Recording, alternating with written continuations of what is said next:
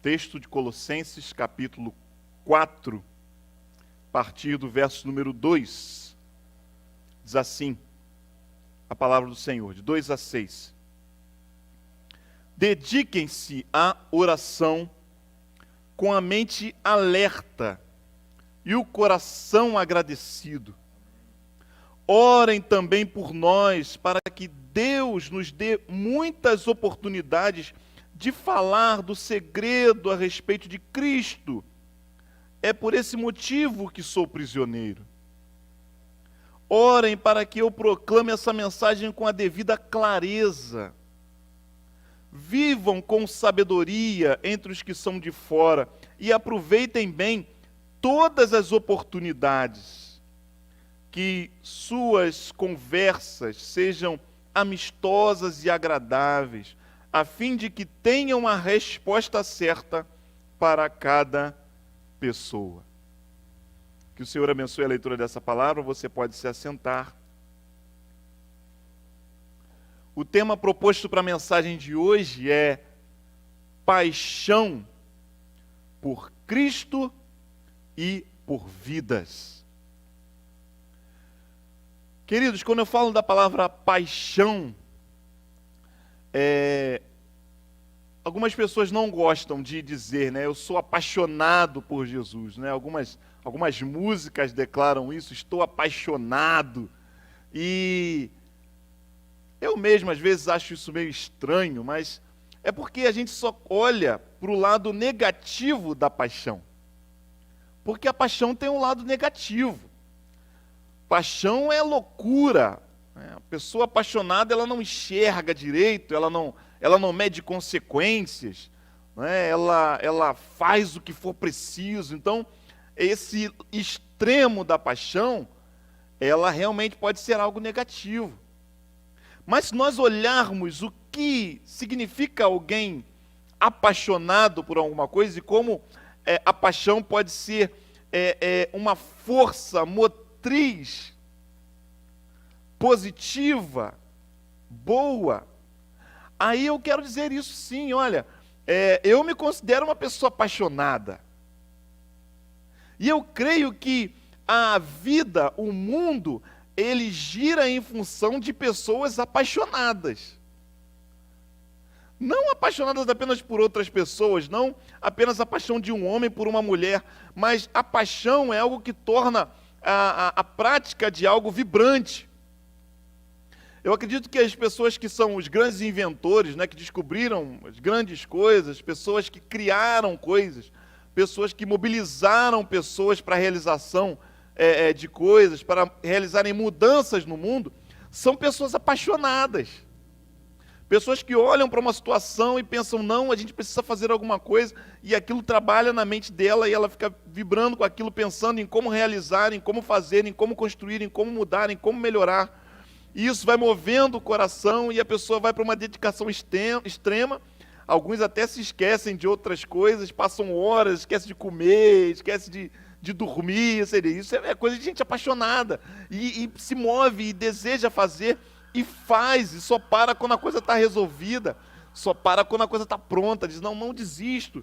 Isso é coisa de gente apaixonada. Gente apaixonada tem entusiasmo para falar. Estamos vivendo missões, né? Você quer conversar com alguém apaixonado por missões, ela vai ficar falando de você sobre horas. Você ouve, por exemplo, o pastor Fernando Brandão contando as histórias, né? Se deixar, ele prega 1, 2, 3, 4 horas, falando e declarando, e contando as experiências, e vibrando com as coisas que estão acontecendo no Brasil. Isso é paixão, existe algo que move o coração dele, e ele está ali impulsionando outras pessoas. E se nós temos hoje um grande movimento missionário no Brasil, é fruto dessa paixão. Como vivemos no mundo, né, durante aí muitos anos, hoje ainda temos uma junta de missões trabalhando, mas quem não se lembra do pastor Valdomiro Timitiak, todo o movimento que ele criava, e como mostrava missões no mundo, e aquilo ia apaixonando a gente. A gente tinha vontade de tirar a roupa do corpo, de dizer assim, olha, toma aí, vamos fazer esse negócio acontecer. Isso é paixão. Pessoas apaixonadas são pessoas assim. Fazem as coisas acontecer. E é nesse sentido que eu quero que você olhe para esse texto e pense nisso. Porque nós estamos diante de alguém que com certeza é alguém apaixonado. O apóstolo Paulo é alguém assim. Alguém que vibra, alguém que se dedica, alguém que dá tudo de si. Quando ele tem uma decisão, quando ele diz, eu vou chegar até lá, e você conhece vários textos da palavra de Deus que mostram isso, e as pessoas dizem para ele, Paulo, você vai morrer. Paulo não vai. As pessoas se abraçavam a ele, choravam, diziam, não vai. Ele falou assim, olha, essa é a última vez que eu vou ver vocês, eu sei disso, e ó, estou indo embora, porque eu tenho que viver esse negócio de forma muito intensa. Eu nasci para fazer isso. Isso é lindo. Quando alguém encontra isso, seja por uma profissão, por realizar algo, e às vezes é por fazer algo simples, e nem tão valorizado no nosso país, mas faz com paixão. Eu mesmo me vejo assim muitas vezes. Eu sou uma pessoa muito apaixonada por tudo que eu faço, né? Sou apaixonado pela minha família. Quando a gente está em casa, minha mulher que sofre, coitada, porque eu perturbo ela o dia inteiro, mexo com ela o dia inteiro, implico com ela o dia inteiro, minha filha, porque eu amo estar com a minha família, eu gosto, eu quero aproveitar aquele tempo ali. Isso é paixão. Quando estou dando aula, né, eu vibro. E fazer o que se eu dou aula de física, né? 7 horas da manhã e os alunos olhando para mim dizendo assim, professor, sério mesmo, é isso? E eu, batendo palma, fazendo gesto e contando história. Vibro com aquele negócio, gosto. Igreja nem se fala, né?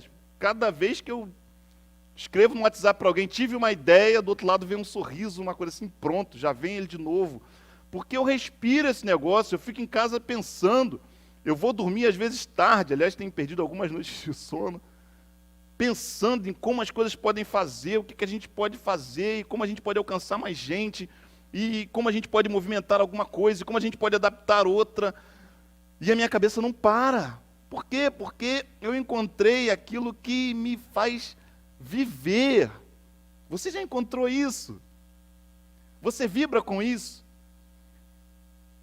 Talvez você pense assim, você é o pastor da igreja. É verdade, se tiver alguém mais apaixonado por Cristo e amando mais essa igreja do que eu, alguma coisa está errada. Eu sei disso, eu vou ser sempre a pessoa que vai mais amar esse negócio aqui, porque Deus me colocou aqui para isso. Enquanto eu estiver aqui, eu vou fazer o meu melhor aqui. O dia que Ele me mandar para qualquer outro lugar, sei lá, se Ele tem algum outro lugar para mim, eu vou fazer da mesma forma lá.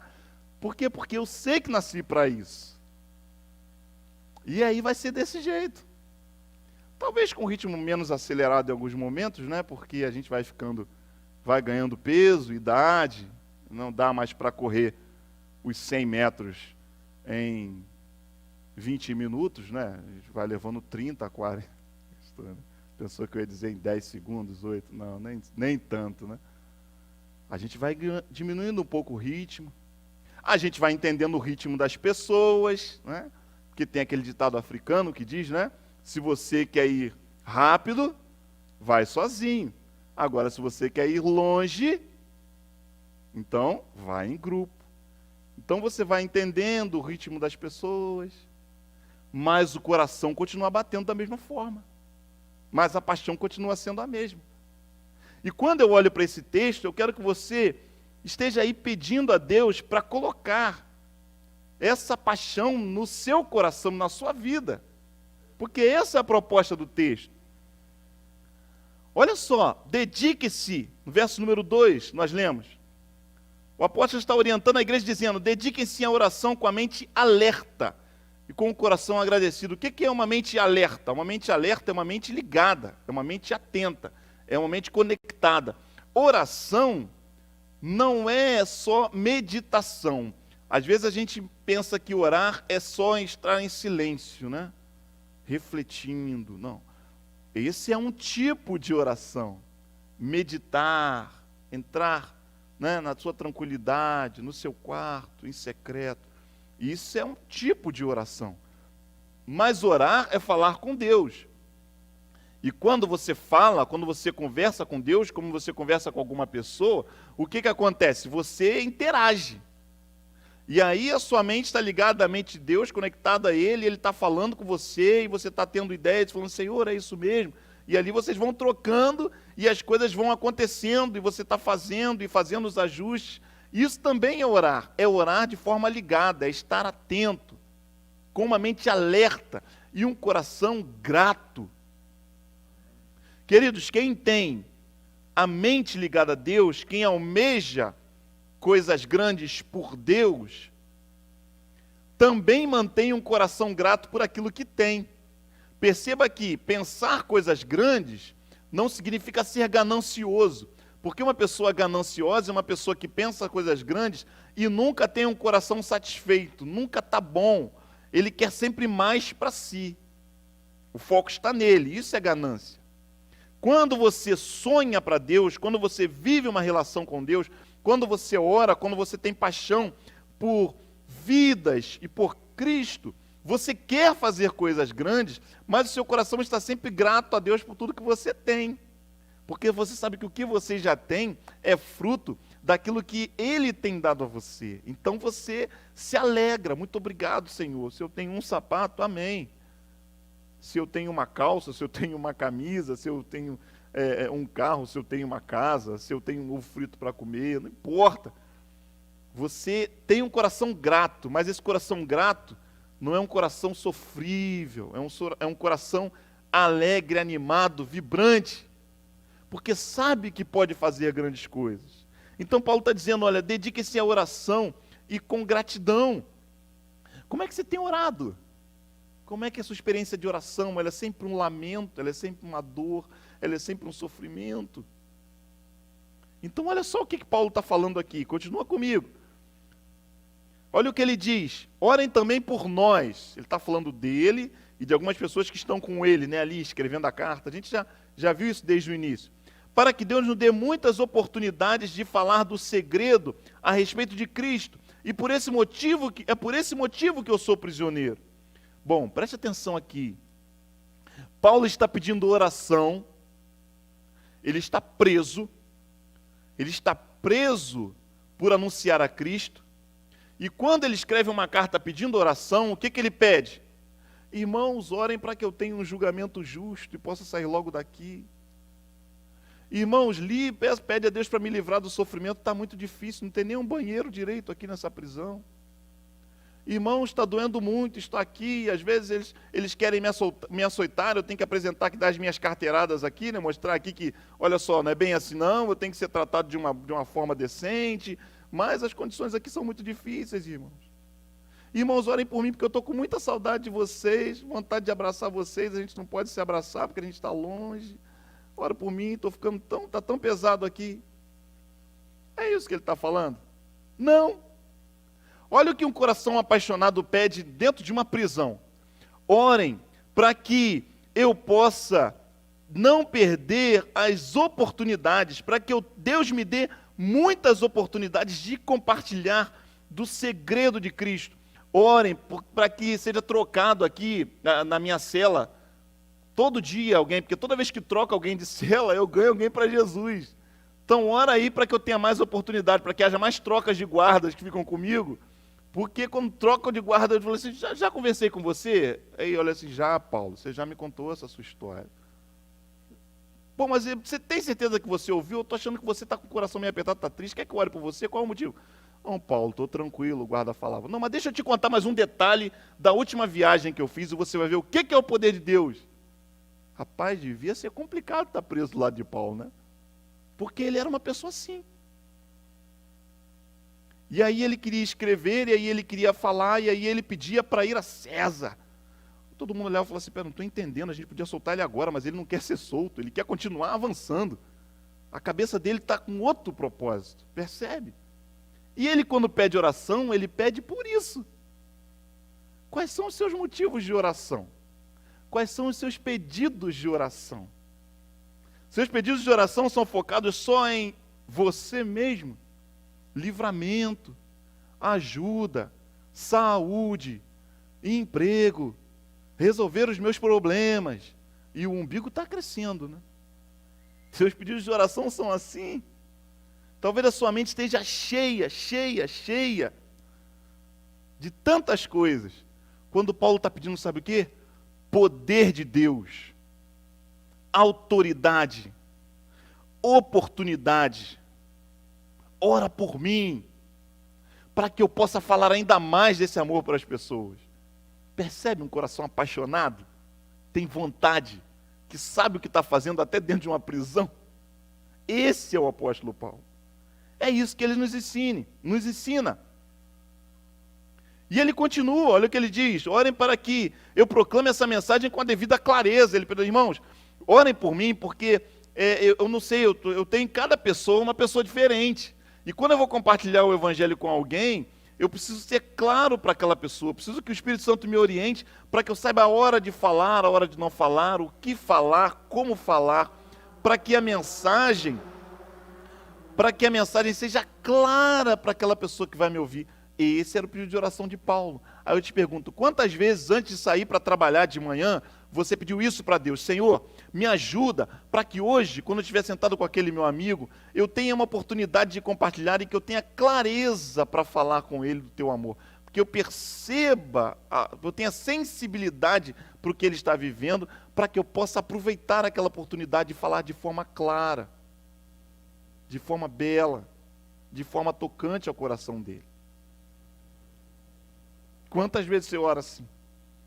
Quantas vezes você pede por isso? Sabe por quê que às vezes a gente não faz isso? Porque a gente não está apaixonado. Porque a gente não está amando de verdade a Cristo e a vidas, pessoas. Porque quando a gente ama, a gente serve. Por quê? Porque Ele me amou primeiro, não é isso que nós estamos entendendo dentro dessa campanha? Porque Ele me amou primeiro, então o que eu faço? Eu amo, eu multiplico, eu oro, eu reparto. Percebe que esse é um movimento do que realmente significa ser igreja? E isso acontece quando a gente está cheio de Deus, cheio de vontade de servir a Deus, e a gente tem um coração alegre, e a gente contagia as outras pessoas, a gente é agradável às pessoas. Olha só o que ele diz no verso número 6. Que suas conversas sejam amistosas, agradáveis, a fim de que tenham a resposta certa para cada pessoa. Olha só o que Paulo está falando. Perceba o seguinte, você tem que entender o que significa amistoso aqui, né? Porque amistoso é jogo que não vale nada, né? Amistoso é ruim demais jogar amistoso, a gente gosta de competir. Mas amistoso não é compartilhar das mesmas ideias, não. Porque senão você vai dizer assim, para ser amistoso eu tenho que sentar na rodinha para beber e comer com eles, para ser amistoso eu preciso compartilhar das mesmas piadas, é isso que é ser amistoso? Não! O que ele está falando de ser amistoso é ser uma pessoa agradável. Por ser o crente, você não precisa ser o chato. Você não precisa ser a pessoa que sempre aponta coisa ruim. Você não precisa ser a pessoa que sempre diz que o negócio não vai dar certo, que sempre enxerga o problema no meio da situação, que sempre tem uma tragédia para contar. É incrível como tem gente que sempre tem uma tragédia para contar, né? E quando você compartilha uma coisa difícil, você fala assim, você não tem ideia, que você não ouviu ainda o que aconteceu comigo. E a pessoa consegue trazer uma história com uma coisa pior. E pior que às vezes é um crente que faz isso. Tem sempre uma tragédia para contar. Ele está dizendo, olha, você não precisa ser essa pessoa, você pode ser uma pessoa agradável. As pessoas precisam ter prazer de estar perto de você. De ver o seu sorriso, se lembrar do seu sorriso e lembrar que com isso elas podem sorrir também. Não porque está tudo bem com você o tempo todo, porque ninguém está bem o tempo todo. Nós somos seres humanos, nós somos pessoas, nós temos lutas, nós temos dificuldades. Mas a questão é muito simples. Se está ruim para você, se você tem luta, se você tem dificuldade e você tem Cristo, imagina quem não tem. Se está difícil para você e você em casa dobra o seu joelho, ora, clama e diz, Senhor, muito obrigado, me sustenta, me ajuda a passar por esse vale, o Senhor é comigo. Se você crê nisso e está difícil para você, imagina quem não tem Cristo. Então você tem que sair de casa com um sorriso para dizer, olha, as coisas não estão 100%. Eu também estou passando pela pandemia, eu também estou com muita dificuldade, mas Deus tem sustentado a gente. Eu mexo com a turma de perto da padaria, de onde eu moro, eu sou meio assim mesmo, né? Eu vou no hortifruti, eu falo com quem eu não conheço, eu mexo, eu brinco, eu falo, e Vanessa, quando está comigo, fala assim, Domingos, você é doido. Eu acho que eu sou um pouco mesmo. Só um pouco. E no final eu sempre tento deixar uma palavra. Mas Deus tem nos sustentado. O Senhor está com a gente. Como é que está em casa? Está tudo bem? Chego na padaria, eu pergunto logo para o pessoal que me atende, né? E aí, está tudo bem? Família está bem? Tá. Então, vamos agradecer a Deus. Está trabalhando. Aí, que maravilha. Você precisa ser essa pessoa. Apaixonada por Jesus, apaixonada pela vida, apaixonada pelo que você tem diante de Deus nas suas mãos para fazer. É isso que o apóstolo Paulo está vivendo, de dentro de uma prisão. Eu não estou vendo ninguém aqui, acredito que ninguém que está online me assistindo da prisão. Não sei se já liberaram acesso da IBVB de alguma cadeia. Talvez alguém esteja lá com o celular assistindo a gente. Então, se você está nessa condição aí, eu tenho o exemplo do apóstolo Paulo. Mas não é a condição da grande maioria. Então, cadê a nossa alegria? Cadê o nosso entusiasmo? O que te move? O que enche o seu coração? Queridos, o apóstolo Paulo era alguém apaixonado por Cristo, apaixonado por vidas. E é por isso que ele escreve essa carta, escreve a carta aos Filipenses também, na mesma condição, e é conhecida como a carta da alegria. E você pensa assim, como assim? Ele está o tempo todo dizendo para eles, alegrai-vos, alegrai-vos, alegrai-vos, alegrai-vos. Tudo podemos naquele que nos fortalece, alegrai-vos. Paulo era alguém que aprendeu a não ser paralisado pelas circunstâncias, a não ser paralisado por aquilo que ele tinha vivido no passado, porque às vezes pessoas vivem na sombra do passado, né?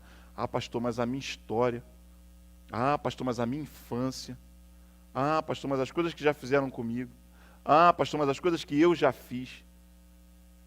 Por que viver preso ao passado?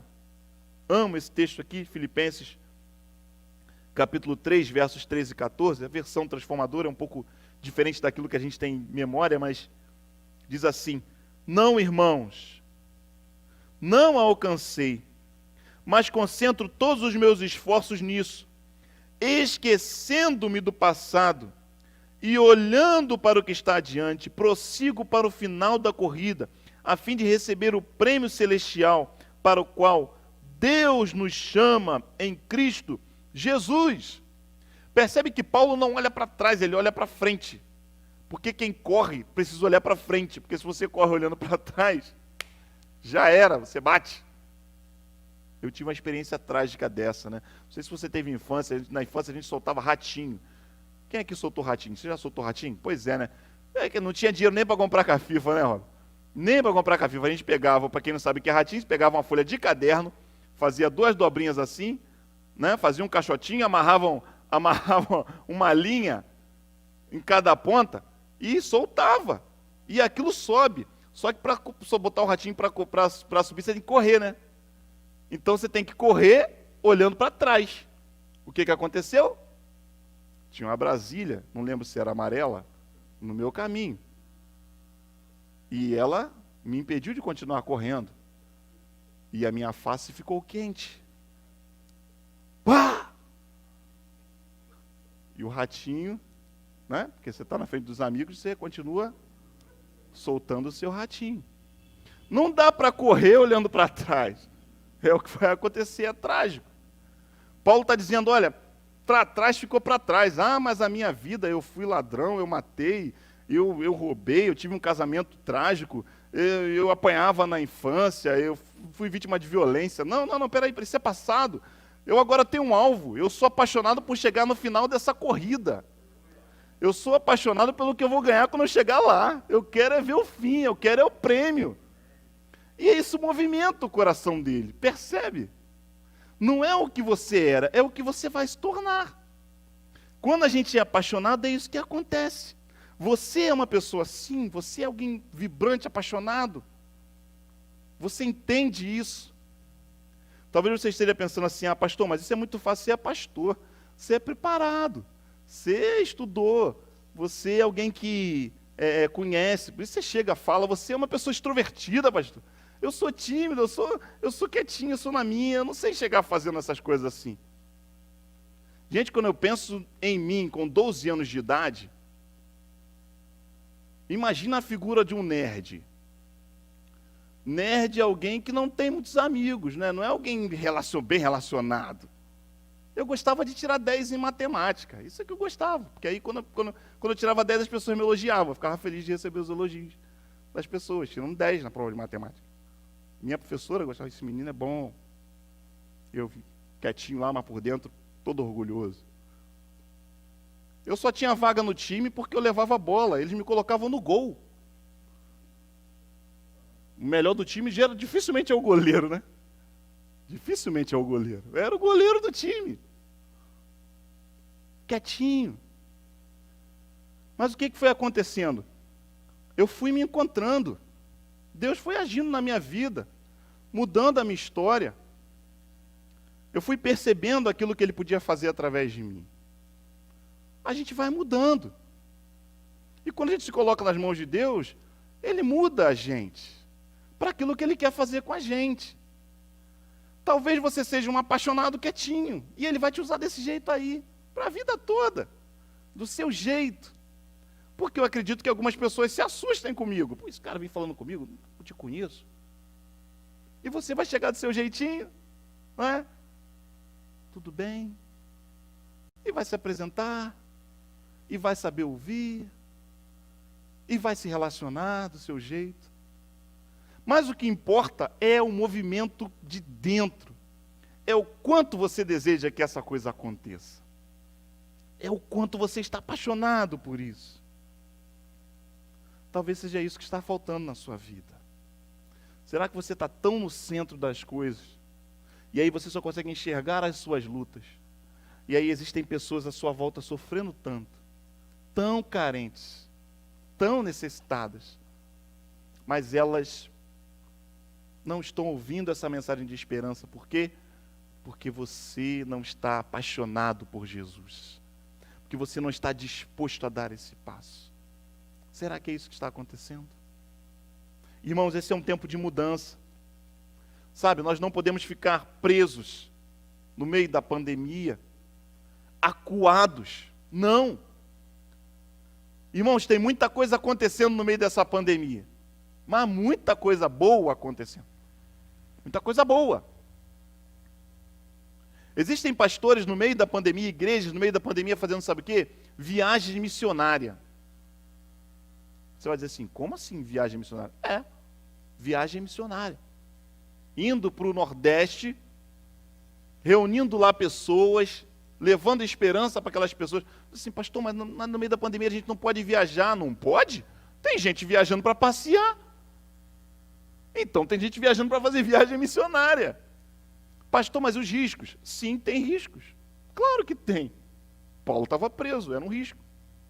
E nem eram as nossas prisões, não. Era pior do que as nossas prisões. É claro que tem riscos. Mas quem está apaixonado, supera os riscos. Quem está apaixonado, tem motivo para viver e para morrer. Entende? Talvez seja isso que esteja faltando em você. Paixão, amor por aqueles que estão perdidos, por cumprir a missão de Jesus. O que move o seu coração? O que tem tirado o seu sono? Talvez você esteja ocupado demais com coisas que vão ficar aqui. Concluir a sua faculdade, importante. Dar um conforto para a sua família, importante. Manter o seu emprego, importante. Pagar o plano de saúde, manter a saúde em dia, importante também. Mas será que é isso que deve mover o nosso coração?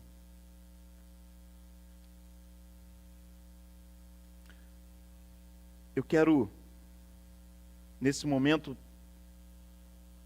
trazer um desafio para você. Porque eu sinto que tudo o que está acontecendo é para que haja em nós ainda mais despertamento para o cumprimento da obra de Deus, para o avançar do reino de Deus. eu tenho certeza que existe um chamado de Deus para a sua vida. Porque esse é o único motivo pelo qual Ele ainda não te levou para o céu. Porque lá é muito melhor do que aqui. Mas eu duvido que tenha alguém que diga assim: pastor, faz agora uma oração por mim para que eu vá para o céu agora, nessa noite, em nome de Jesus. E se você vier me pedir para fazer oração, essa oração eu vou dizer assim: para aí, vamos conversar porque tem alguma coisa errada. Porque você não pode desejar isso. Ninguém pode desejar morrer. A gente precisa desejar viver. E se alegrar.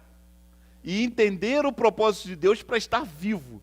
E o propósito de Deus para você estar vivo é porque existem vidas que ainda não têm motivo para viver. E você tem um motivo para viver. Trazer esperança para essas pessoas. Por isso você ora. Por isso você ama. Por isso você multiplica. Por isso você reparte. Porque você foi alcançado por essa graça. E existem pessoas que ainda não foram.